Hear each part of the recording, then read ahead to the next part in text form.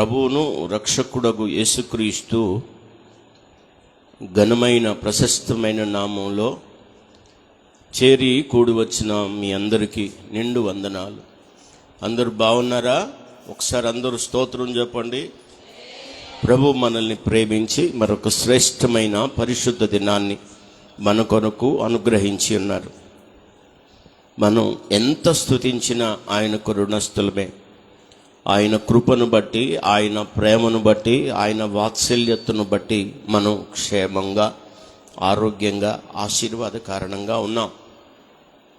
మనం ప్రభు చేసిన కార్యాలకు ఏం చేసినా ఎన్నిచ్చినా అవన్నీ తక్కువే.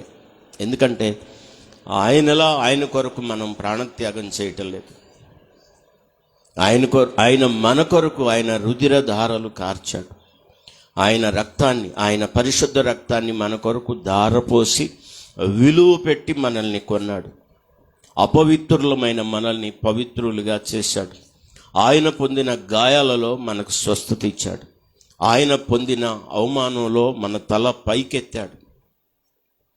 ఆయన పొందిన సిలువ ఘోరమైన మరణంలో మనకి నిత్య జీవాన్ని ఇచ్చాడు. ఆయన శాపగ్రస్తమైన సిలువ పైన వేలాడి మన శాపాన్ని, మన పాపాన్ని, మన దోషాన్నంతా కడిగివేసి కొట్టివేసి మనల్ని నీతిమంతులుగా చేశాడు. కనుక ఆయన చేసిన కార్యాలకు మనం ఏమిచ్చినా ఆయన రుణాన్ని మనం తీర్చలేం. అందుకొరకు మరొకసారి అందరూ స్తోత్రం చెప్పండి. హల్లెలూయా. ఆరోగ్యకరమైన ఆయన రెక్కల చాటున, ఆయన రెక్కల కింద మనకు ఆశ్రయాన్ని ఇచ్చి మరో వారపు దినాలు ముందుకు నడిపించిన దేవునికి మరొకసారి స్తోత్రం చెల్లిద్దాం. హల్లెలూయా. మనం వాక్య ధ్యానంలోకి వెళదాం. కొద్దిసేపు మీ మనసు, మీ ఆలోచన అన్నిటినీ మీ స్వాధీనంలో ఉంచుకొని వాక్యం మీద దృష్టి పెట్టాలి. మరో 8 వచనాలు ఈ 119వ కీర్తనలో ధ్యానించబోతున్నాం. కొద్దిసేపు మీ ఆలోచన అటు ఇటు తొలగిపోకుండా ఖచ్చితంగా మీరు దాన్ని పట్టుకోవాలి. మరో 8 వచనాలు ఈరోజు 119వ కీర్తనలో నుంచి మనం ధ్యానం చేస్తున్నాం. దాంట్లో 3 వచనాలు మాత్రమే నేను మీకు జ్ఞాపకం చేస్తాను. ఈ 8 వచనాలలో ఒక 3 వచనాలు మీకు నేను జ్ఞాపకం చేస్తాను. అదేంటంటే మొదటి వచనం అంటే 9వ వచనం, అలాగే 3వ వచనం అంటే 11వ వచనం, అలాగే 14వ వచనం. 14వ వచనంలో భాగంగా 16వ వచనంలో చివరి భాగాన్ని మీకు నేను జ్ఞాపకం చేస్తాను. వాటిల్లో మొదటిది ఈరోజు మనం జాగ్రత్తగా ఆలోచించాలి. చదువుతున్నాను, అందరూ చూడండి. యవనస్తులు దేని చేత తమ నడతను శుద్ధిపరచుకొందురు? నీ వాక్యమును బట్టి దానిని జాగ్రత్తగా చూచుకొనుట చేతనే కదా. ఈ కీర్తనలో ముఖ్యంగా యవనస్తుల మీద భక్తుడు దృష్టి పెట్టినట్టుగా కనబడుతుంది. ముఖ్యంగా ఈ వచనంలో వాళ్ళని ఒక ప్రత్యేకమైన దృక్పథంతో కీర్తనకారుడు చూస్తున్నట్టుగా మనకు కనబడతా ఉంది. ఇంకా చాలా విషయాలు చెప్పాడు, కానీ ఈ 9వ వచనంలో యవనస్తులు దేని చేత తమ నడతను శుద్ధిపరచుకొందురు. యవనస్తులే కాదు, ఎవరైనా దేని చేతైనా తమ నడతను శుద్ధిపరచుకుంటారా అంటే వాక్యము చేత గాక దేని ద్వారా కూడా మనుషులు తమ నడతను శుద్ధిపరచుకోలేరు. అందువల్ల కేవలం అక్కడ ఆ సందర్భంలో ఆయన యవనస్తులకు చెప్పాడు, కానీ అన్ని వయస్సుల వారికి ఇది సంబంధించిన మాట. ఎవరైనా తమ నడతను శుద్ధిపరచుకునేవారుగా ఉండాలి అంటే దేనిని బట్టి శుద్ధిపరచుకోవచ్చు అంటే కేవలం వాక్యాన్ని బట్టి మాత్రమే. ఎవరైతే వాక్యాన్ని విని ఆ విన్న వాక్యాన్ని బట్టి తనను జాగ్రత్తగా పరిశీలన చేసుకొని చూసుకోవాలి. ఒక పక్క మనకు బోధించబడిన, మనకు చెప్పబడిన, మనకు ఉపదేశం చేయబడిన ఆ వాక్యాన్ని ఒక పక్కన పెట్టి రెండవ పక్కన మన నుంచొని వాక్యాన్ని బట్టి మనల్ని మనం చూసుకోవాలి. వాక్యంలో ప్రభువు ఎలా ఉండాలని మనకు చూపించాడో దాని ప్రకారం మనం ఉన్నామా లేదా అని అప్పుడు మనల్ని చూసుకోవాలి. ఇక్కడ రాయబడిన మాట గమనించారా? యవనస్తులు దేని చేత తమ నడతను శుద్ధిపరచుకొందురు. జవాబు కూడా ఆయనే చెప్తున్నాడు. నీ వాక్యమును బట్టి దానిని జాగ్రత్తగా చూచుకొనుట చేతనే కదా. చెప్పండి, దేన్ని బట్టి? దేవుని పిల్లలు దేని ద్వారా తమను శుద్ధిపరుచుకోవచ్చు అంటే వాక్యాన్ని బట్టి మాత్రమే. ఈ లోకంలో ఎవరిని చూసినా ఏదో ఒక లోపం కనపడుతుంది. ఎలాంటి వారిని చూసినా కొన్ని విషయాలు నచ్చే ఉంటాయి, కొన్ని నచ్చని ఉంటాయి. మీరు వాక్యానికి ఎవరు పేరు పెట్టలేరు, వాక్యంలో తప్పులు పట్టుకోలేరు. మనం చూడాల్సింది మనం దేన్ని బట్టి పోల్చుకోవాలి మనం అంటే వాక్యాన్ని బట్టి. దేన్ని బట్టి మనం సరి చేసుకోవాలి, సరి చూసుకోవాలి అంటే వాక్యాన్ని బట్టి. ఒక పక్కన దేవుని వాక్యాన్ని ఉంచి ఒక పక్కన మనల్ని ఉంచుకొని వాక్యాన్ని బట్టి నేను ఉన్నానా లేదా అని వాక్యాన్ని బట్టి చూసుకోవాలి. దేవుని పిల్లలు దేవుని వాక్యాన్ని బట్టి తమను తాము శుద్ధిపరుచుకోవాలి. ఆ వాక్యం ప్రకారం నేనున్నానా లేదా, ప్రకటించబడిన ఉపదేశం ప్రకారం నేను జీవిస్తున్నానా లేదా, ఉపదేశించబడిన ఉపదేశ క్రమం చొప్పున నేను నడుచుకుంటున్నానా లేదా అని వాక్యాన్ని బట్టి చూసుకోవాలి. ఈ లోకంలో ఎవరిని చూసినా దేనిని బట్టి నువ్వు చూసుకున్నా ఎన్నో లోపాలు ఉంటాయి. కొన్ని దినాలు మంచి కనబడచ్చు, తర్వాత కొన్ని దినాలు వాళ్ళల్లో మంచి కనబడిన వాళ్ళలోనే మంచి కనబడకపోవచ్చు. నువ్వు కనుగొనలేని చెడు కూడా కనపడవచ్చు. అందుకే వాక్యం అంటుంది, ఒక యవ్వనస్తుడు లేకపోతే ఒక దేవుని బిడ్డ దేనిని బట్టి తన ప్రవర్తనను శుద్ధిపరచుకుంటాడు. నేను శుద్ధంగా ఉండాలనుకున్న వాళ్ళంతా స్తోత్రం చెప్పండి. ఒకే ఒక మార్గం, ఒక వ్యక్తి దేవుని ఎదుట, ఒక విశ్వాస దేవుని ఎదుట, ఒక యవ్వనస్తుడు దేవుని ఎదుట శుద్ధంగా ఎలా ఉండగలడు అంటే వాక్యాన్ని బట్టి చూచుకున్నప్పుడు మాత్రమే. మన ప్రభు, మన రక్షకుడైన యేసుక్రీస్తుని చూడాలి, వాక్యాన్ని చూడాలి. ఎందుకంటే వాక్యం అంటే ఆయన అయి ఉన్నాడు. యోహాను సువార్త 1వ అధ్యాయం 1వ వచనంలోను చాలా క్లియర్గా రాయబడింది. అక్కడ ఆది యందు వాక్యముండెను, వాక్యము దేవుని యొద్ద ఉండెను, వాక్యము దేవుడై ఉండెను. తర్వాత 7-8 వచనాల్లో ఆ వాక్యమే కృపాసత్య సంపూర్ణుడుగా మన మధ్య శరీరముతో నివసించనని రాయబడింది. గంభీరంగా స్తోత్రం చెప్పండి. విశ్వాసమునకు కర్త, ఎబ్రీ పత్రికలు రాస్తాడు, విశ్వాసమునకు కర్త దాన్ని కొనసాగించువాడునైనా యేసు వైపు చూడు అన్నాడు. చెప్పండి, ఎవరి వైపు చూడాలి? కానీ మనం వాక్యం వైపు చూడం, యేసు వైపు చూడం. మన కంటికి కనబడే చెత్తోళ్ళందరి వైపు చూసి వాళ్ళతో పోల్చుకొని వాళ్ళు నచ్చలేదు, వీళ్ళు నచ్చలేదు, వాళ్ళ ప్రవర్తన నచ్చలేదు, వాళ్ళ నడక నచ్చలేదు. వీళ్ళందరూ మనుషులే కదా, వాళ్ళు కూడా మన వంటి ప్రవర్తన కలిగిన వారే కదా. వాళ్ళల్లో లోపాలే కనపడతాయి, మంచి ఏది కనపడకపోవచ్చు.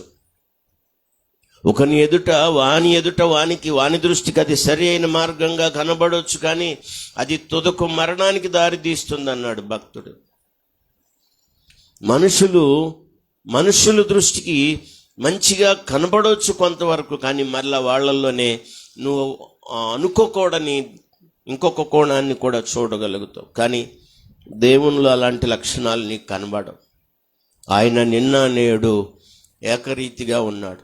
ఆయన వాక్యం కూడా అంతే. భూమి ఆకాశాలు గతించిపోతాయి, కానీ నీ వాక్యంలో పొల్లైనా సున్నైనా గతించిపోదని రాయబడింది. మారని వాక్యాన్ని, మార్పు లేని మన ప్రభువును చూడాలి. మనం మనుషులను చూడకూడదు, మనుషులను బట్టి నడుచుకోకూడదు, మనుషులను బట్టి ప్రవర్తించకూడదు. ఒకవేళ ఏవైనా మాదిరికరమైన మంచి విషయాలు ఉంటే చూడొచ్చు, కానీ మనం మంచి విషయాలు ఏం చూడం. మనుషుల స్వభావం ఏంటంటే మంచి కంటే కూడా చెడుని ఎక్కువ చూస్తారు. ఒకవేళ మంచి చూసినా మంచిని మాత్రం ఎవరూ చెప్పరు, కానీ చిన్నది లోపం కనపడ్డా ఆ లోపాన్నే ప్రచారం చేస్తారు. ఆమేన్ చెప్పండి అర్థమైన వాళ్ళు. అర్థమైందా? ఒకవేళ ఎవరిలోనన్నా కొంత మంచి కనపడితే ఆ మంచి నేను చూశానని ఎవరికి చెప్పరు, కానీ లోపం కనపడితే కొంచెమైనా కూడా ఆ లోపాన్ని అందరికీ పరిచయం చేస్తారు, లేకపోతే ప్రచారం చేస్తారు. ఫలానా వ్యక్తి ఫలానా లోపంలో ఉన్నారు, పనాల పాపంలో ఉన్నారు. కానీ అంతకుముందు చూసిన మంచిని గురించి ఎవరు చెప్పరు. మనిషి స్వభావం అలాంటిది, మనిషి అలాంటి వాడు, అంతకు తప్ప దేనికి పనికిరాడు. కానీ దేవునిలో మనం అలాంటి లోపాన్ని చూడలేం, అలాంటి పాపాన్ని చూడలేం. అందుకే ప్రభు ఈ లోకంలో ఉన్నప్పుడు, ఆయన శరీరధారిగా ఉన్నప్పుడు ఈ మాట చెప్పాడు, నాలో పాపము కలదని మీలో ఎవడైనా నేరస్థాపన లేతే స్థాపించగలడా అని చెప్పాడు. పాపము లేని పరిశుద్ధుడైన ఆయన్ని చూడమన్నాడు, ఆయన్ని పోలి నడవమన్నాడు. ఒక విశ్వాసి, ఒక దేవుని బిడ్డ దేన్ని బట్టి తన్ను శుద్ధిపరుచుకోవాలి అంటే వాక్యాన్ని బట్టి. ఎవరైతే వాక్యాన్ని బట్టి తమను తాము శుద్ధి చేసుకోవడానికి ఇష్టపడతారో వారు దేవుని సన్నిధిలో చక్కబెట్టబడి పరిశుద్ధపరచబడి ఆయన కోరుకున్న విధంగా నిలబడగలుగుతారు. గంభీరంగా స్తోత్రం చెప్పండి. 9వ వచనం మళ్ళా చదువుతున్నాను. యవనస్తులు దేని చేత తమ నడతను శుద్ధిపరచుకొందురు. శుద్ధిపరచుకోవాలి అంటే దేవుడు నీకు ఇచ్చిన మంచి మార్గం ఒకే ఒక్కటి, అదేంటంటే వాక్యాన్ని బట్టి నిన్ను నువ్వు చూసుకోవాలి. వాక్యాన్ని బట్టి నీ ప్రవర్తనను బేరీజు వేసుకోవాలి. వాక్యాన్ని బట్టి నీ ప్రవర్తనను పోల్చుకోవాలి. వాక్యానికి సమానంగా ఉందా, వాక్యంతో సరిపోయేటట్టుందా. చాలా విశేషంగా ఈ 119వ కీర్తనలో ఎక్కువ భాగం దేవుని వాక్యాన్ని గురించి చెప్పాడు, దేవుని కట్టడలను గురించి చెప్పాడు భక్తుడు, కీర్తనాకారుడు. ఒక వ్యక్తి సరిచేయబడి పరిశుద్ధపరచబడి శుద్ధి చేయబడాలి అంటే ఆ వ్యక్తి వాక్యాన్ని బట్టి తనను తాను శుద్ధిపరుచుకోవాలి. అది కూడా ఎలా చెప్తున్నాడంటే, నీ వాక్యమును బట్టి దానిని జాగ్రత్తగా చూసుకొనుట చేతనే కదా. ఎలా చూసుకోవాలంట? జాగ్రత్తగా చూసుకోవాలి. వాక్య ప్రకారం నేను నడుస్తున్నానా, ఏదో ఒకట్లే కాదు, వాక్యాన్ని బట్టి నేను నడుస్తున్నానా లేదని జాగ్రత్తగా చూసుకోవాలి. అలా జాగ్రత్తగా చూసుకునేవాడు దేవుని సన్నిధిలో నిలబడతాడు, దేవుని సన్నిధిలో ప్రభు ఎదుట కనబడతాడు. ప్రభు రాకడ కొరకు సిద్ధపరిచేటప్పుడు తీతు పత్రికలోను అలాగే పేతురు పత్రికలోను అదే మాటలు చెప్పాడు, ఎంతో జాగ్రత్త గలవారై ఉండాలన్నాడు. ప్రభు రాక కొరకు, ప్రభు ప్రత్యక్షత కొరకు ఎదురు చూసే వాళ్ళల్లో ఉండాల్సింది ఈ జాగ్రత్త. ఆత్మ సంబంధమైన జాగ్రత్త, విశ్వాస సంబంధమైన జాగ్రత్త. దేవునికి విరోధమైన ఏ చర్యలు చేయకుండా, దేవునికి వ్యతిరేకమైన ఏ ఆలోచన చేయకుండా జాగ్రత్తగా చూసుకోవాలి. వాక్యాన్ని బట్టి, వాక్యాన్ని చూస్తూ మనం నడవాలి, వాక్యాన్ని చూస్తూ మనం బ్రతకాలి, వాక్యాన్ని బట్టి పోల్చుకుంటూ, వాక్యాన్ని బట్టి మనం సరి చేసుకుంటూ ముందుకెళ్ళాలి. ఖచ్చితంగా నువ్వు శుద్ధి చేయబడతావు, నువ్వు క్రమపరచబడతావు, నువ్వు ఆశీర్వదించబడతావు, నువ్వు దేవుని సన్నిధిలో సిగ్గుపడకుండా ధైర్యంగా నిలబడగలుగుతావు. 2 చేతులు ఎత్తి స్తోత్రం చెప్పండి. ఏబు గ్రంథంలో మాట్లాడుతా ఒక తరాన్ని చూశాడు ఆయన. వాళ్ళు ఎలాంటి తరం అంటే, వాళ్ళకి ఎన్ని తెలిసినా ఏం తెలిసినా వాళ్ళని వాళ్ళు అసలు శుద్ధి చేసుకునే ఆలోచన వాళ్ళకి లేదట, అసలు రాదట. వాక్యాన్ని జాగ్రత్తగా మీరు చదవడానికి నేను మిమ్మల్ని ప్రేరేపిస్తూ ఉన్నాను. ఒక మంచి మాట మీకు నేను జ్ఞాపకం చేస్తాను. భక్తుడు ఒకనొక తరాన్ని చూశాడు. సామెతల గ్రంథంలో 30వ అధ్యాయం 12వ వచనం చూడండి. సామెతల గ్రంథం 30వ అధ్యాయం 12వ వచనం చూడండి. తమ దృష్టికి తాము శుద్ధులై తమ మాలిన్యము నుండి కడగబడని వారి తరము కలదు. ఒక తరాన్ని గురించి చెప్పాడు. ఆ తరం ఎలాంటిదంటే, తమ దృష్టికి తాము శుద్ధులై తమ మాలిన్యము నుండి కడగబడని ఒక తరము కలదు. ఒక తరం, ఒక జనరేషన్ వస్తూ ఉంది. ఆ జనరేషన్, ఆ తరం ఎలాంటిది అంటే, తమ దృష్టికి తాము శుద్ధులై, నేను శుద్ధంగా ఉన్నాను అన్న ఆ నిశ్చయత కూడా వాళ్ళకు లేదు. వాళ్ళు కడగబడని తరం అంట. వాళ్ళు కడగబడని తరం అంటే అపవిత్రతతో నిండిపోయిన తరం. అలాంటి తరములో ఇప్పుడున్న యవ్వనస్తులు చేరకపోదురుగాక. చెప్పండి గట్టిగా. వాళ్ళు కడగబడని తరమని రాశాడు. తమ దృష్టికి తాము శుద్ధులై తమ మాలిన్యము నుండి, అంటే వారికి అంటిన ఆ మలినము నుండి వారు ఏం చేయబట్టలేదంటే కడగబట్టలేదు. అది ఒక తరం అన్నాడు. వాళ్ళు ప్రత్యేకమైన జీవితంలోకి రావట్లేదు. ఆ తరాన్ని గురించి చెప్పాడు ఇక్కడ భక్తుడైనటువంటి ప్రసంగి, లేకపోతే సొలొమోను. ఒక వ్యక్తి దేవుని దగ్గరికి వచ్చినప్పుడు, దేవుని సన్నిధిలో నిలిచినప్పుడు నేనేమై ఉన్నానని వాక్యాన్ని బట్టి చూసుకోవాలి. మన లోపాలు, మన యొక్క అవిధేయతలు మనకు తెలిసినప్పుడు వాక్యము ద్వారా, వాక్యాన్ని బట్టి జాగ్రత్తగా చూసుకోవాలి. మనం జాగ్రత్తగా చూసుకోవాలి. వాక్యం నిన్ను అప్పుడు శుద్ధి చేస్తుంది. వాక్యాన్ని బట్టి నడిచేవాడు ఎవడు తప్పిపోడు. వాక్యం లేకుండా నడిచేవాడే తప్పిపోయేవాడు. వాక్యం లేకుండా బ్రతికేవాళ్లే అశుద్ధులు అయ్యేవాళ్ళు, లేకపోతే అపవిత్రులు అయిపోయేవాళ్ళు. వాక్యానుసారంగా నువ్వు నడుస్తూ ఉన్నప్పుడు నిన్ను అపవిత్రం చేయటం ఎవరి చేత కాదు. విన్న వాక్యం ప్రకారం నువ్వు జీవిస్తూ ఉండగా నిన్ను అశుభ్రపరుస్తాం, లేకపోతే అపవిత్రులుగా చేయటం ఎవరి తరం కాదు.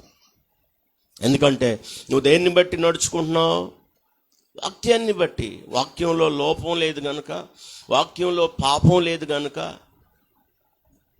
వాక్యాన్ని అనుసరించేవాడు పాపము చేయడు గనుక, వానిలో దేవుని బీజం నిలుస్తుంది గనుక వారు దేవునికి విరోధమైన ఏ కార్యం చేయకుండా వాక్యాన్ని బట్టి వారి నడతని ఎప్పటికప్పుడు ఏం చేసుకుంటారంటే శుద్ధిపరుచుకుంటూ ఉంటారు. గంభీరంగా స్తోత్రం చెప్పండి.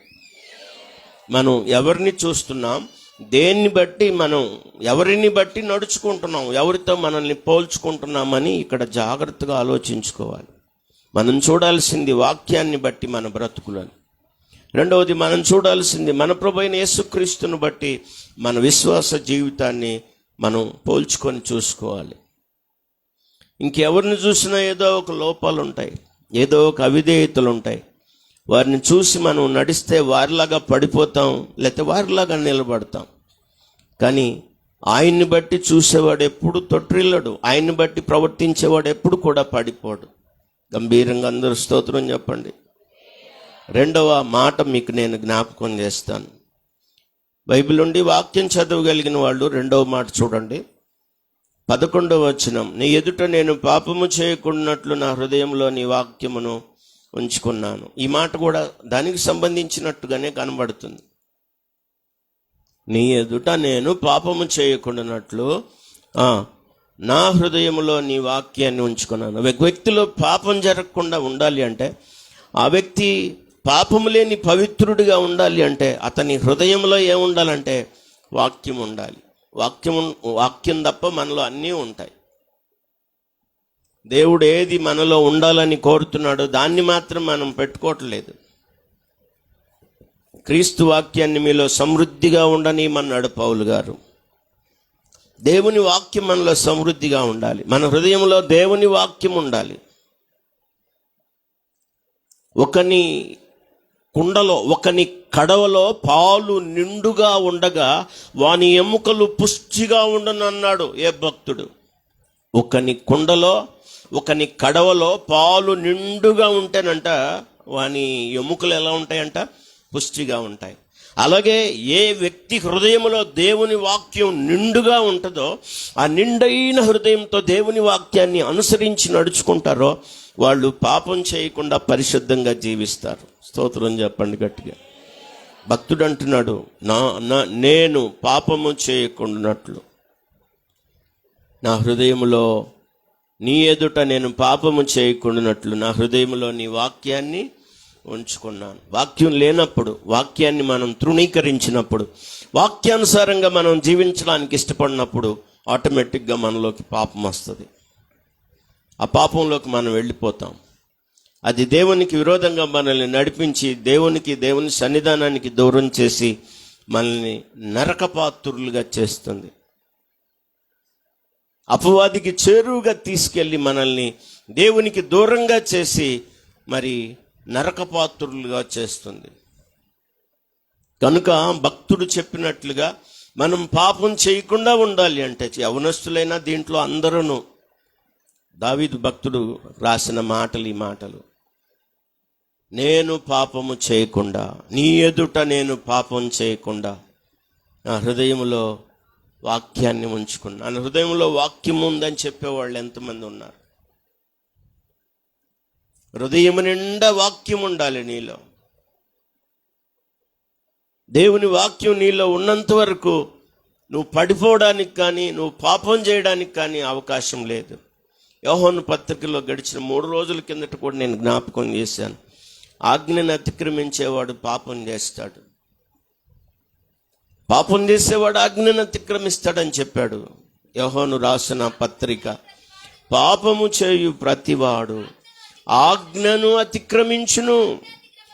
ఆజ్ఞ అతిక్రమమే పాపము. ప్రియులారా, ఈ మాట గమనించారా? ఆజ్ఞను అతిక్రమించు ప్రతివాడు పాపం చేస్తాడని చెప్పాడు. అంటే దేవుని వాక్యాన్ని వినకుండా, వాక్య ప్రకారం జీవించకుండా జీవించే వ్యక్తులు ఎవరైనా ఉంటే వాళ్ళు పాపం చేస్తారని చెప్పాడు. 3వ అధ్యాయంలో 4వ వచనం. యోహాను రాసిన మొదటి పత్రిక 3వ అధ్యాయం 4వ వచనం. పాపము చేయు ప్రతివాడు ఆజ్ఞను అతిక్రమించును. ఇప్పుడు చెప్పండి, హృదయంలో ఏం లేదు అతనికి? వాక్యం లేదు, ఆజ్ఞ లేదు. కాబట్టి దేంట్లోకి వెళ్ళిపోతాడు? పాపంలోకి వెళ్ళిపోతాడు. భక్తుడు అంటున్నాడు, నీ ఎదుట దేవా, నీ ఎదుట నేను పాపము చేయకుండా ఉండడం కోసం నా హృదయంలో నీ వాక్యాన్ని ఉంచుకుంటున్నాను. దేవుని వాక్యం కానీ మీలో ఉంటే, అంటే వాక్యం ప్రకారం కానీ మీరు జీవిస్తూ ఉంటే, వాక్య ప్రకారం మీరు బ్రతుకుతూ ఉంటే, వాక్యం మిమ్మల్ని, మీ జీవితాలని సరిచేసి పాపంలోకి వెళ్లకుండా కాపాడుతుంది. చాలా క్లియర్గా చెప్పాడు. 4వ వచనంలో, 3వ అధ్యాయం యోహాను పత్రికలో 4వ వచనంలో, పాపము చేయు ప్రతివాడు ఆజ్ఞను అతిక్రమించును. ఆజ్ఞ అతిక్రమమే పాపం. పాపాన్ని తీసివేయడానికి యేసుక్రీస్తు వారు వచ్చారు. 8వ వచనం కూడా చూడండి. అపవాది మొదట నుండి పాపము చేయుచున్నాడు గనుక పాపము చేయువాడు అపవాది సంబంధి. ఒకసారి అనండి, దేవుని సన్నిధిలో మనం నిలిచినా కూడా మనలో పాపం జరుగుతుందంటే మనం చివరికి ఎవరి సంబంధులం అవుతాం? ఇందాక అదే చెప్పాను. అలాగా దేవుని నుండి మనల్ని దూరం చేసి అపవాదికి దగ్గర ఈ మనుషులు నరకపరాయులు అవుతారు, నరకపాత్రులు అవుతారు.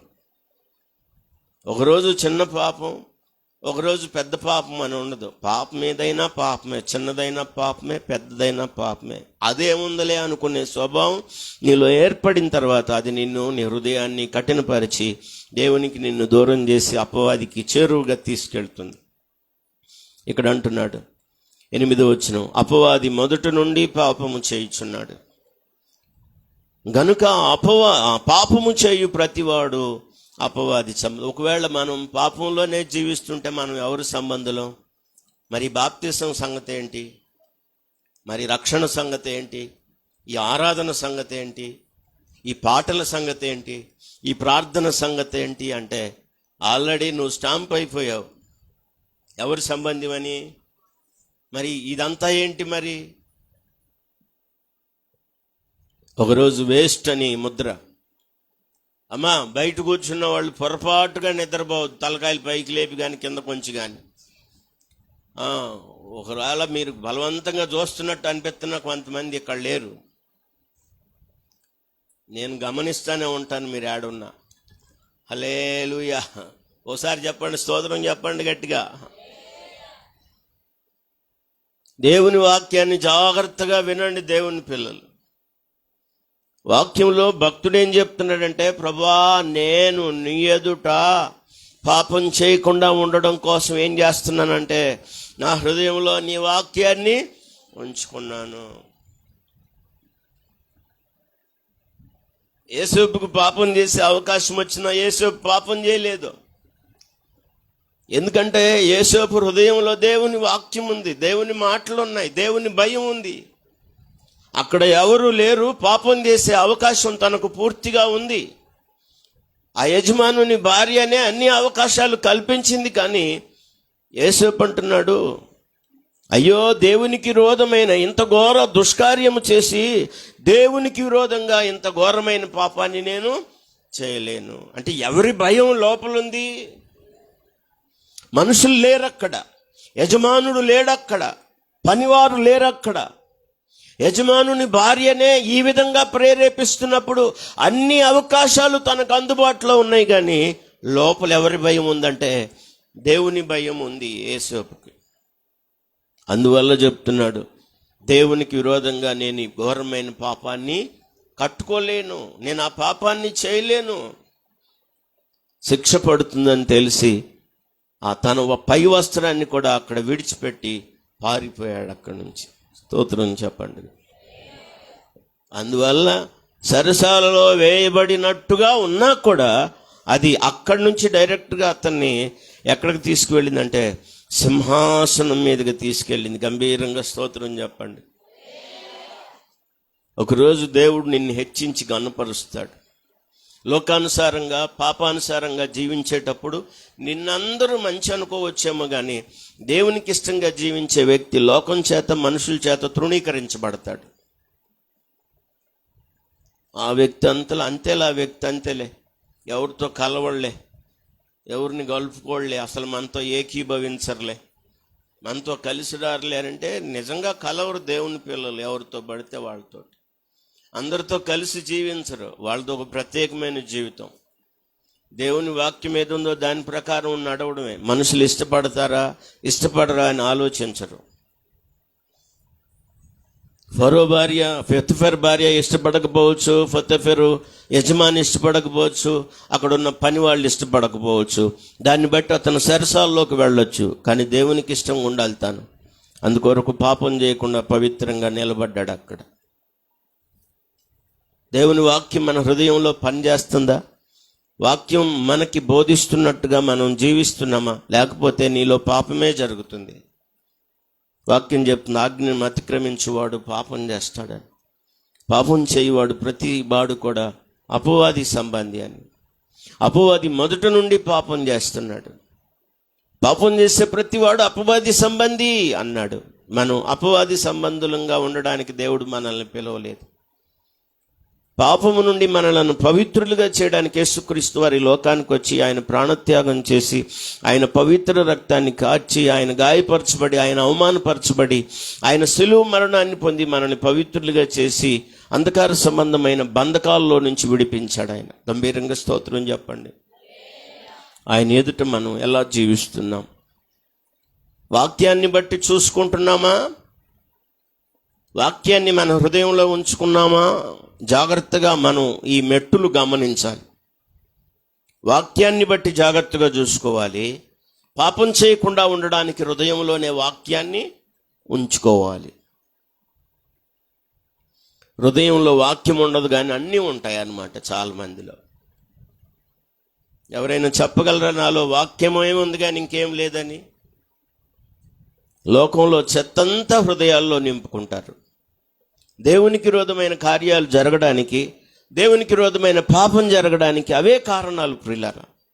అందువల్ల నేను ప్రేమతో మీకు ఆహ్వానం తెలియచేస్తున్నాను. ఒక మంచి సూచన భక్తుడు మనకు చేస్తున్నాడు. ఒక మంచి ఆలోచన చెప్తున్నాడు. ఇదేంటంటే, నేను నీ ఎదుట పాపము చేయకుండానట్లు నా హృదయంలో నీ వాక్యాన్ని ఉంచుకున్నాను. మనం పాపం చేయకుండా ఉండడానికి ఒక మార్గం చెప్తున్నాడు ఆయన.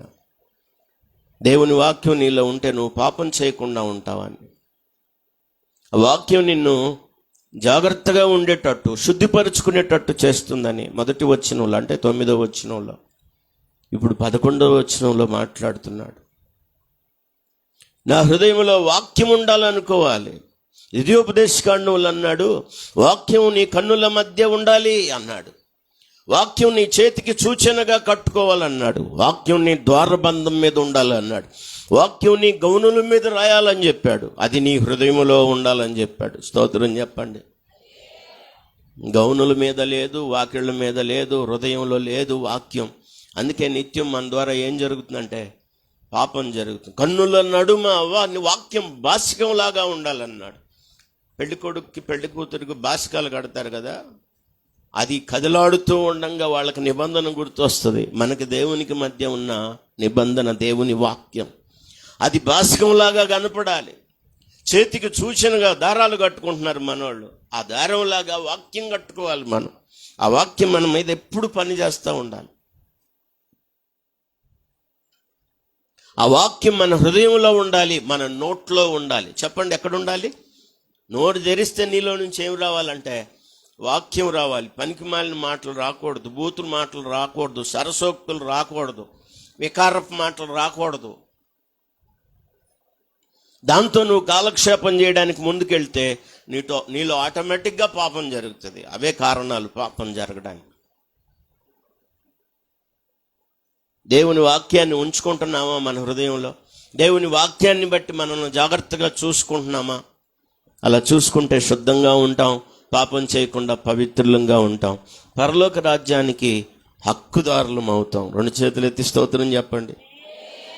అపవాది మొదటి నుండి పాపం చేస్తున్నాడని చెప్పి అక్కడ ఒక మాట హెచ్చరిక చేశాడు. పాపము చేయు ప్రతివాడు ఎవరి సంబంధి? అలా మనం పాపం చేస్తూ పోతే మనం ఎవరి సంబంధులంగా మిగులుతాం? మరి మనం చేసే ఆరాధనలు అప్పుడేమవుతాయి, ఈ ప్రార్థనలు అప్పుడేమవుతాయి, ఈ కీర్తనలు అప్పుడేమవుతాయి, ఈ పాటలు ఏమవుతాయి, ఈ అర్పించిన అర్పణలు ఏమవుతాయి, మనం చెప్పిన సాక్ష్యాలు ఏమవుతాయి, ఇన్ని సంవత్సరాల బాప్తిస్మ సత్యానికి లోబడిన విశ్వాసం ఏమవుతుంది? వేషధారణ అవుతుంది. మోసం చేసుకున్న వాళ్ళం అవుతాం, మోసం చేసిన వాళ్ళం అవుతాం, మనల్ని మనం మోసం చేసుకున్న వాళ్ళం అవుతాం. చెప్పండి ఒకసారి, ఏమవుతాం? మోసం చేసిన వాళ్ళం అవుతాం, మనల్ని మనం మోసం చేసుకున్న వాళ్ళం అవుతాం. అర్థమైందా? మోసం చేయటం అంటే ఇతరులని, అంటే దేవుణ్ణి, పక్కన వాళ్ళందరూ నమ్మించి, అరే నేను ఎట్ట అనుకున్నాను, అట్ట అనుకున్నాను. వీళ్ళందరూ గుడ్లు పెడతారు. అప్పుడు నేను ఎట్ట ఈ వ్యక్తి ఇలా అనుకోలేదు, నేను అప్పుడు తెలియదు. ఇప్పుడు అందరిని అలా మోసం చేస్తున్నాం మనం. దేవుణ్ణి కూడా నమ్మిస్తున్నాం, మనుషులను నమ్మిస్తున్నాం, ఇంట్లో వాళ్ళని నమ్మిస్తున్నాం, వీధిలో వాళ్ళని నమ్మిస్తున్నాం. కానీ నువ్వు మోసపోతున్నావని నీకు తెలుసా? ఇతరులను మోసం చేయడం కాదు, సేమ్ టైంలో నువ్వేం చేసుకుంటున్నావు? మోసం చేసుకుంటున్నావు. కనుక జాగ్రత్త, జాగ్రత్త. ఈ కీర్తనలో జాగ్రత్త గురించి మరొకసారి జ్ఞాపకం చేశాడు. మొదటిది, వాక్యాన్ని బట్టి జాగ్రత్తగా చూసుకొని మనల్ని శుద్ధి చేసుకోవాలి. రెండవది, ఆ వాక్యాన్ని మన హృదయంలో ఉంచుకొని పాపం చేయకుండా దేవుని కొరకు ప్రత్యేకమైన వైరాగ్యం కలిగిన జీవితాన్ని చేయాలి. ప్రభు తన మాటలు మన కొరకు ఆశీర్వదించును గాక. వాక్యాన్ని వింటున్నప్పుడు జాగ్రత్తగా మనం ఆలోచించుకోవాలి. నా హృదయంలో వాక్యం ఉందా? నా హృదయంలో ఏముంది? లోకం, విచారం, పాపం ఉందా? వాక్యానుసారంగా నేను జీవించట్లేదా అంటే దేవునికి దూరం అయిపోతావు నువ్వు, అపవాది సంబంధిగా మారిపోతావు నువ్వు.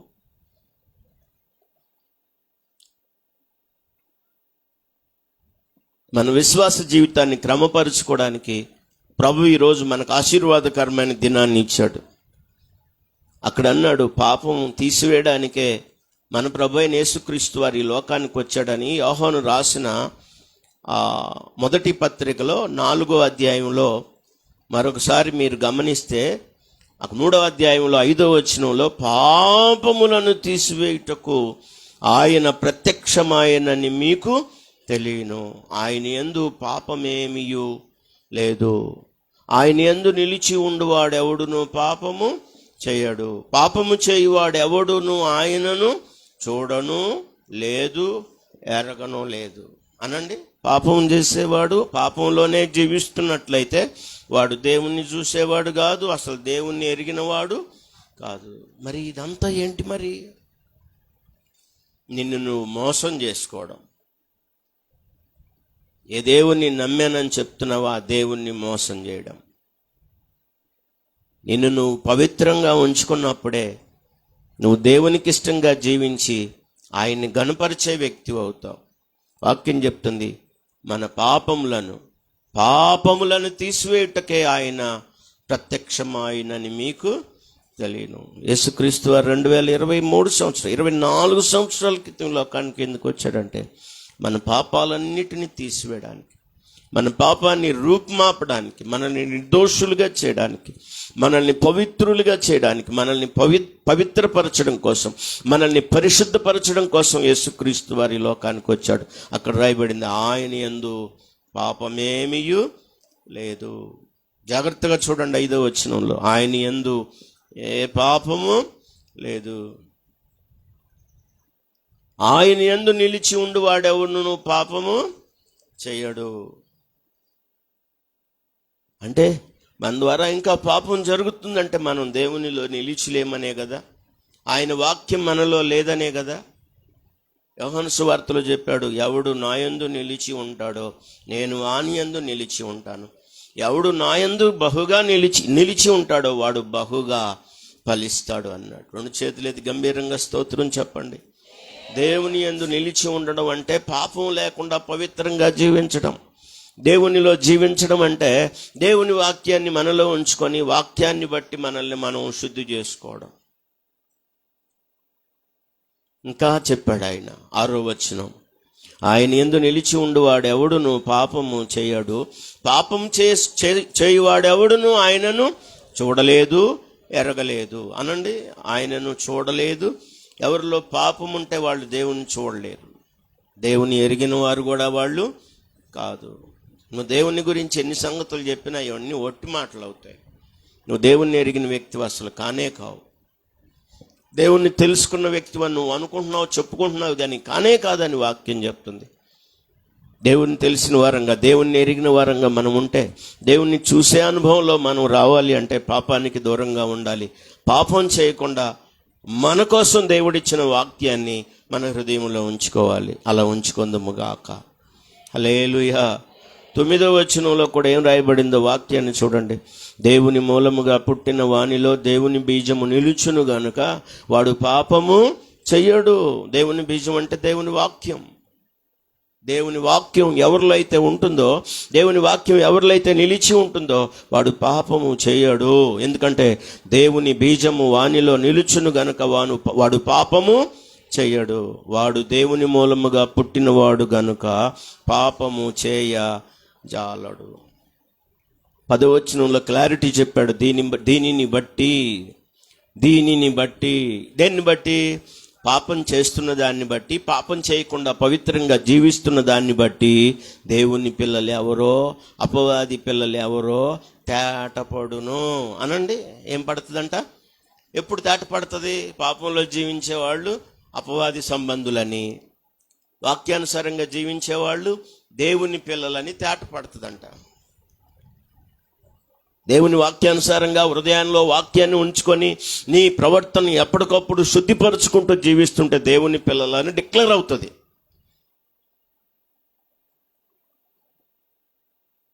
అక్కడ అన్నాడు దీనిని బట్టి అంటే పాపం, దేవుని వాక్యాన్ని విని దాని ప్రకారం నడుచుకునేవాడు పాపం చేయకుండా ఉంటాడు కనుక దానిని బట్టి దేవుని పిల్లలని, పాపం చేసేవాడల్లా అపవాది సంబంధి అని దానిని బట్టి మనం తెలుసుకోవచ్చు అంటున్నాడు అక్కడ. అందరూ చూడండి ఆ వాక్యాన్ని. నేను మళ్ళా చదువుతున్నాను, అందరూ చూడండి. 9వ వచనంలో దేవుని మూలముగా పుట్టిన ప్రతి వానిలో దేవుని బీజము నిలుచును గనుక పాపము చేయడు. ఆయన బీజము నిలుచును గనుక వాడు పాపము చేయజాలడు. వాడు దేవుని మూలముగా పుట్టినవాడు గనుక పాపము చేయజాలడు. 10వ వచనం, దీనిని బట్టి దేవుని పిల్లలు ఎవరో, అపవాది పిల్లలు ఎవరో తేటపడును. ఇంకా చెప్పాడు ఆయన, నీతిని జరిగించని ప్రతివాడు, తన సహోదరుని ప్రేమింపని ప్రతివాడు దేవుని సంబంధులు కారు. నీతి లేకుండా జీవించేవాడు దేవుని సంబంధి కాదు. దేవుని పిల్లలను ప్రేమించలేని వాడు దేవుని సంబంధి కాదు. వాడు అపవాది సంబంధి అని, వారు అపవాది పిల్లలని దేవుని వాక్యం చెప్తుంది. యేసుక్రీస్తు వారు ఈ లోకానికి ఎందుకు వచ్చాడో చాలా క్లియర్గా 5వ వాక్యంలో చెప్పాడు. పాపములను తీసివేయడానికే ఆయన ఈ లోకములోనికి వచ్చాను. ఆయన పవిత్ర రక్తాన్ని మన కొరకు కార్చి మన అపవిత్రత కొట్టివేశాడు. ఆయన మనల్ని నీతిమంతులుగా చేశాడు, దేవుని పిల్లలుగా చేశాడు, హక్కు కలిగించాడు, పరలోక రాజ్యానికి వారసులుగా చేశాడు. అందరు గంభీరంగా స్తోత్రం చెప్పండి. కృతజ్ఞతతో దేవుని కొరకు ప్రత్యేకమైన జీవితాన్ని చేయాలి. ఆయన కొరకు ప్రత్యేకమైన జీవితాన్ని చేయడానికి మనకు తీర్మానం రావాలి. దేవుడు దానిని ఈ ప్రత్యేకమైన ఆరాధన సమయంలో మనందరికి అనుగ్రహించునుగాక. నేను 14వ వచనాన్ని జ్ఞాపకం చేస్తున్నాను. సమయం పరిగెడతా ఉంది చాలా స్పీడ్గా. 14వ వచనంలో ఏం రాయబడిందంటే, సర్వసంపదలు దొరికినట్లు నీ శాసనముల మార్గమును బట్టి నేను సంతోషించుచున్నాను. అందరూ ఒకసారి చెప్పండి, సర్వ సంపదలు దొరికినట్లు అనండి. ఒకసారి ముక్కు పొడకు దొరికితేనే అంత సంతోషపడతారు. కొన్ని దొరుకుతాయి కొన్నిసార్లు. అని దొరికితే మంద కాదని ఇచ్చేవాళ్ళు ఎవరైనా ఉన్నారంటే చాలా తక్కువ. అది ఎవరికి గాజేయకుండా ఉంటే చాలు. ఆమెను చెప్పండి. పోనీ దొరికితే దొరికిందని ఇస్తారు ఎవరన్నా? అసలు మీకు కానీ ఒకవేళ అది రూపాయి 2 రూపాయలు అయితే ఒకవేళ మందిరంలో అయినా ఇస్తారేమో, కానీ రేపు డోక్రా కట్టాల్సి ఉండగా ఇవాళ ఒక 10,000 నీకు దొరికినాయి అనుకో, ఎవరో పెట్టుకుంటారు, ఎక్కడో పెట్టుకున్నారు, అవి జారి పడ్డాయి అనుకో, ఆరాధన కింద పడ్డాయి. అస్సలు ముట్టుకున్నా కూడా జాగ్రత్తగా ప్రకటన చేసి మరి ఇస్తామని చెప్పేవాళ్ళు ఎడగరండి. ఒకసారి కాటరపాడులో ఆరాధన జరుగుతుంది. 2 పిల్లలు ముందు నుంచున్నారు. పిల్లలు అందరూ ఉన్నారు, పెద్దోళ్ళు వెనకాల ఉన్నారు. ఆ పిల్ల ఏం చేసిందంటే బైబిల్ మామూలుగా కానుకిస్తే 5 రూపాయల బిళ్ళకు కాను ఈ బైబిల్లో పెట్టుకోవచ్చుకుంది. ఆరాధన చేద్దాం అన్నప్పుడు అందరు నిలబడ్డప్పుడు ఆ పిల్ల 5 రూపాయలు బిళ్ళ ఇట్టుకుని పడింది. కింద పడితే ఆ పక్కనున్న పిల్ల ఈ 5 రూపాయల బిళ్ళ కింద పడగానే చూసి మెల్లిగా కాలేసింది. దాన్ని ఇట్లా లాక్కెళ్తుంది, ఇక మనిషి కదలకుండా. నేను చూస్తూనే ఉండాను. పాపం ఆ అమ్మాయి ఏమో ఆరాధన చేసే పనిలో ఉంది, నిండుగా ఆరాధన చేసే పనిలో ఉంది ఆ అమ్మాయి. ఈ అమ్మాయి 5 రూపాయల మీద కాలేసి మెల్లిగా దాన్ని పక్కకు లాక్కెళ్తుంది. నేను చూశాను, అమ్మాయి కాల్ది అమ్మాయి కాలెత్తో అన్న. కాలెత్తింది. ఎందుకట చేస్తున్నావు? అలా చెయ్యొచ్చా అంటే మందిరానికి రాలేక ఆ పిల్ల. ఏదన్నా చెప్దామంటే ఇప్పుడు భయం ఏంటంటే వీడు మందిరంలోకి రారే, కనపడరేక. ఒక మాట సరిగ్గా వాక్యంలో తగిలితేనే ముఖం నల్లగా అయిపోయి పేడులాగా తపేళ చెక్కలాగా మాడిపోతుంది చాలా మందికి. నాకు అని అర్థమైతే అమ్మో దేవుడు నాతో మాట్లాడని చక్కబెట్టుకోవట్లేదు, కానీ హృదయాన్ని ముఖాన్ని ఏం చేసుకుంటున్నారంటే మార్చుకుంటున్నారు. కాలు అన్నాను అంతే, ముఖం చల్లలా పిల్లకి. కళ్ళు తెరిసి 5 రూపాయలు తీసుకోమంటే తీసుకుంది. ఒకవేళ దేవుడు కానీ మీకు కానీ 10,000 కనపడ్డాయి అనుకోండి, ఒక చిన్న కట్ట దొరికింది అనుకోండి, ఏం చేస్తారు? అమ్మా మీ బర్త్డే అమ్మా అని ఇస్తారా? మరి ఏం చేస్తారు? రేపే కట్టాలి డ్వాక్రా. మరి రేపు అనుకుందాం, రేపు కట్టాలనుకుందాం, తెల్లవారితే సోమవారం. కాలేస్తారో మరి చెయ్యేస్తారో ఏమి, అడ్రస్ కూడా ఉండరు ఇక మందిరంలో. ఉంటే మళ్ళీ ఆలస్యం అవుద్ది అనుకుంటారు. ఇక్కడ ఒక వ్యక్తికి సర్వ సంపదలు దొరికితే అనండి. ఏ సంపదలు? సంపాదనలు చాలా రకాలు ఉంటాయండి. నేనేదో ఒక ఎగ్జాంపుల్గా 10,000 10,000 గురించి చెప్పాను, కానీ సర్వ సంపదలు ఒకటి దొరికితే ఎంత సంతోషంగా ఉంటాడో తెలుసా? కొన్నిసార్లు మనకు తెలియకుండా ఎక్కడన్నా ఎవరు కాని ప్రదేశాలు దొరికినాయి అనుకోండి, ఎంత సంతోషపడతాం మనం ఆ దొరికిన వాటిని బట్టి. పనిచేసుకునే వాళ్ళు పరిగెరడానికి వెళ్ళారనుకోండి, అక్కడ అవకాశం కొద్దీ పరిగె విస్తారంగా దొరికితే వాళ్ళు ఏడుచుకుంటూ వస్తారా? మరేం చేస్తారు? చాలా సంతోషపడతారు. అబ్బాయి ఈరోజు కష్టపడకుండా చాలా ఒక్కచోటే దొరికింది పరిగె. ఇట్లా ఒక్కొక్క సంపాదన ఒక్కొక్క రకంగా ఉంటుంది. కొంతమంది ఆస్తులు సంపాదించే వాళ్ళు ఉంటారు, కొంతమంది ధనాన్ని సంపాదించే వాళ్ళు ఉంటారు, కొంతమంది మరి పశువులు అంటే గొర్రెలు, మేకలు, మందలు, ఒంటెలు, గాడిదలు సంపాదించే వాళ్ళు ఉంటారు, అదే వాళ్ళకి సంపాదన. కొంతమంది పిల్లలను సంపాదించుకునే వాళ్ళు ఉంటారు, కొంతమంది ఆస్తులను సంపాదించుకునే వాళ్ళు, మరి అంతస్తులను సంపాదించుకునే వాళ్ళు ఉంటారు. కానీ ఈ సంపదలన్నిటిని ఏమన్నాడంటే సర్వ సంపదలు అన్నాడు. ఒకేసారి ఒకే రోజు సర్వ సంపదలు ఒక వ్యక్తికి దొరికితే ఎంత సంతోషంగా ఉంటాడో.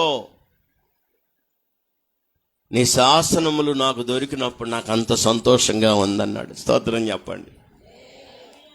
నేను చెప్పింది అర్థమైందా? సర్వ సంపదలన్నీ ఒకే చోట దొరికితే ఒక వ్యక్తికి దొరికితే ఎంత సంతోషంగా ఉంటాడో. పశువులు సంపాదన దొరికింది, ధన సంపాదన దొరికింది, పిల్లల సంపాదన దొరికింది, ఆస్తి సంపాదన దొరికింది, అన్ని సంపాదనలు. అక్కడ ఏం రాశాడో తెలుసా? సర్వ సంపదలు దొరికినట్లు 14వ వచనం, సర్వ సంపదలు దొరికినట్లు నీ శాసనముల మార్గమును బట్టి నేను సర్వ సంపదలు దొరికితే ఒక వ్యక్తికి ఎంత సంతోషం ఉంటుందో దేవుని శాసనాల మార్గాన్ని బట్టి దేవుని భక్తుడు అంత సంతోషిస్తున్నాడు. స్తోత్రం చెప్పండి. నాకు అలాంటి సంతోషం ఉందని నువ్వు చెప్పగలవా? వాక్యంలో సంతోషించాలి, వాక్యాన్ని బట్టి సంతోషించాలి. దేవుని పిల్లలు సంతోషించేది ఎక్కడంటే లోకంలో కాదు, విందుల్లో కాదు, చిందుల్లో కాదు, ఆటపాటల్లో కాదు. దేవుని పిల్లలు దేవునిలో సంతోషించాలి, దేవుని వాక్యంలో సంతోషించాలి, దేవుని సన్నిధిలో సంతోషించాలి. సర్వ సంపదలు దొరికినట్లు. ఒకేసారి సర్వ సంపదలు ఒక వ్యక్తికి దొరికితే ఎంత సంతోషపడతాడో. వెండి దొరికితే మీరు సంతోషపడతారా, ఏడుస్తారా? చెప్పండి, పర్వాలేదు. వెండి దొరికింది, లేదు బంగారం దొరికింది, ఇత్తడి దొరికింది, రాగి దొరికింది, లేదు బంగారం లేదా ధనం దొరికింది. సంతోషపడతారా, ఏడుతారా? సంతోషపడతారు. కానీ ఈ సంపదలన్నీ ఒకేసారి సర్వ సంపదలు దొరికినాయి అంట ఒక వ్యక్తికి. ఆ వ్యక్తికి ఇంకెంత సంతోషం ఉంటుంది?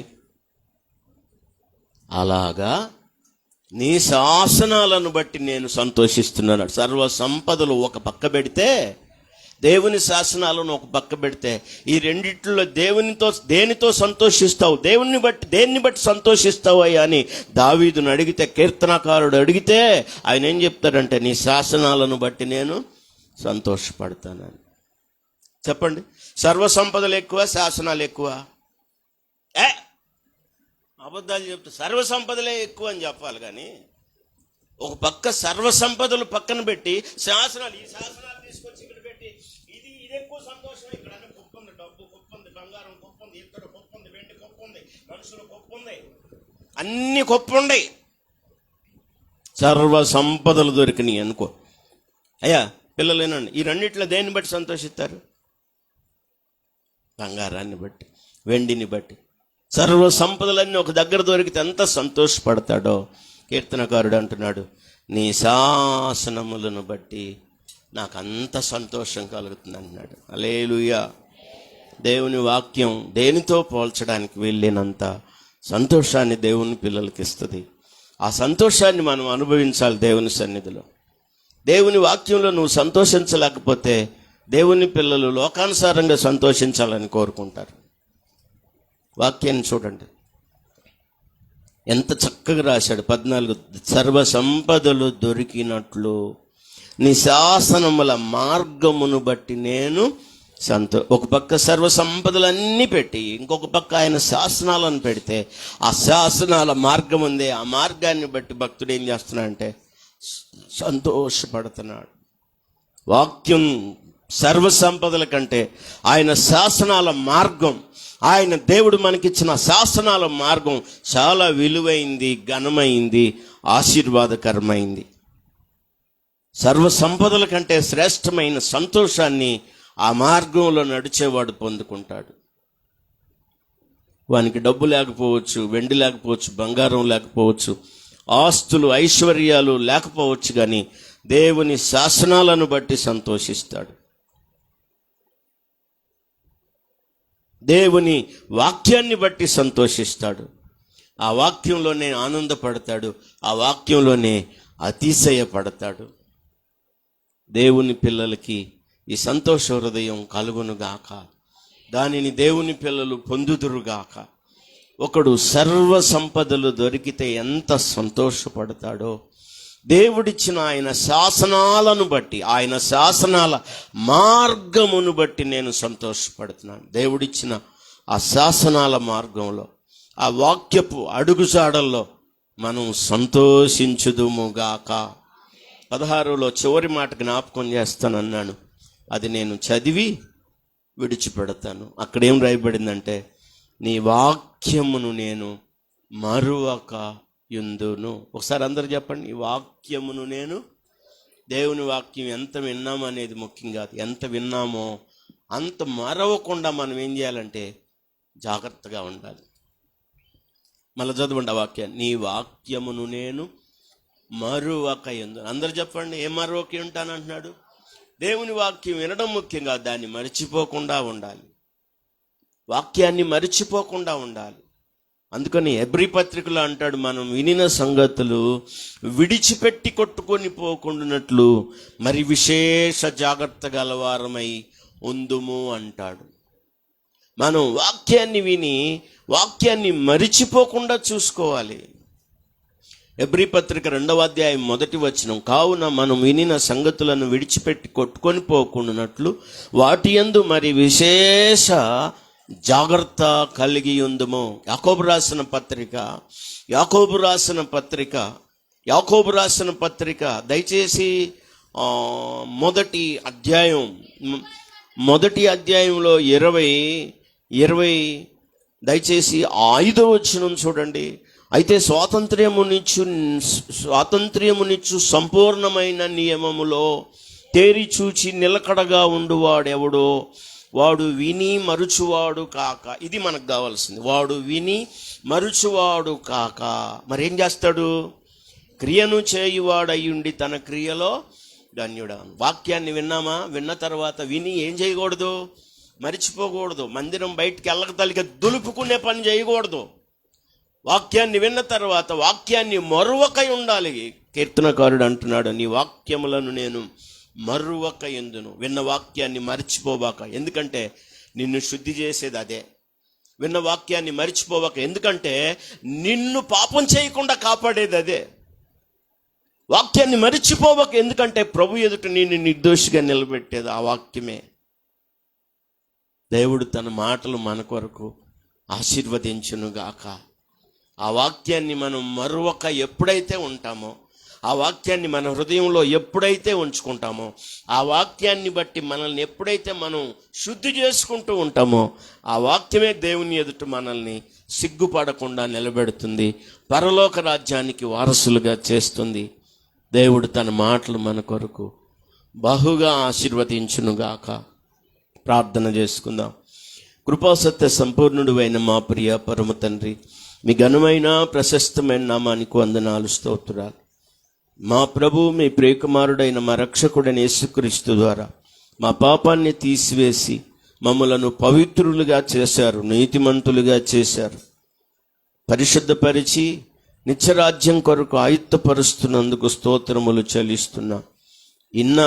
ఏ మాట మరిచిపోకుండా వాక్యాన్ని బట్టి మమ్ములను మేము సరిగా జాగ్రత్తగా చూచుకుంటూ మమ్మును శుద్ధిపరచుకోవడానికి, పాపము చేయకుండా మా హృదయాలలో వాక్యాన్ని భద్రం చేసుకోవడానికి సహాయం చేయండి. ఎవరైతే వాక్యాన్ని బట్టి తమను తాము జాగ్రత్తగా చూసుకోవడానికి తీర్మానం చేసుకున్నారో, ఎవరైతే వాక్యాన్ని బట్టి జాగ్రత్తగా జీవించడానికి ఇష్టపడుతున్నారో వారికి మీరు ముద్ర వేయండి. ఎవరైతే పాపం చేయకుండా ఉండడానికి, ప్రభా పవిత్రంగా బ్రతకడానికి ఇష్టపడుతున్నారో వారి హృదయాలలో మీ వాక్యాన్ని భద్రపరచండి. వాక్యానుసారంగా జీవించడానికి మీరే వారిని స్థిరపరచండి. విన్న తర్వాత ప్రభువా ఆ విన్న వాక్యాన్ని మరువక ఉండడానికి సహాయం చేయండి. స్వాతంత్రం ఇచ్చే సంపూర్ణ నియమంలో నిలకడగా ఉండి తేరి చూసేవాడు, విని మరుచువాడు కాక క్రియను చేయువాడయ్యుండి తన క్రియలో ధన్యుడవుతాడని మీరు సెలవిచ్చారు. ఆ ధన్యకరమైన స్థితిలో సంఘమంతటిని నిలబెట్టండి. నీ సన్నిధిలో ఆశీర్వదించండి, దీవించండి. ఏ మాట నిష్ప్రయోజనం కాకుండా ఫలభరితంగా చేయండి. యేసు నామమున ప్రార్థిస్తున్నాము తండ్రి, ఆమేన్.